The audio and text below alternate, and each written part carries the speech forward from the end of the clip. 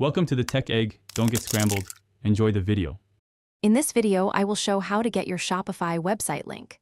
Open your Shopify admin, then go straight to Online Store and choose Domains. Find the primary domain or the store My Shopify. Com address, click the copy icon, and paste it where needed. Use the storefront preview to verify the link loads correctly before sharing, and always check SSL status to ensure visitors see a secure site. In this video, I will show how to get your Shopify website link. Start by verifying the domain status in Domains so it is connected and primary. Open the storefront preview and use Share to copy a direct link that equals what customers see. Paste that link into emails, social profiles, or ad platforms, and test it in a private browser to confirm it works for new visitors. In this video, I will show how to get your Shopify website link.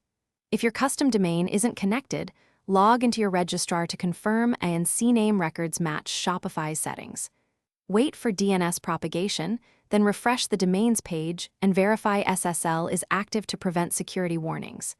If issues persist, use the My Shopify com URL as a reliable fallback and inform customers of the temporary link. Thanks for watching. Consider subscribing if I helped unscramble your problems.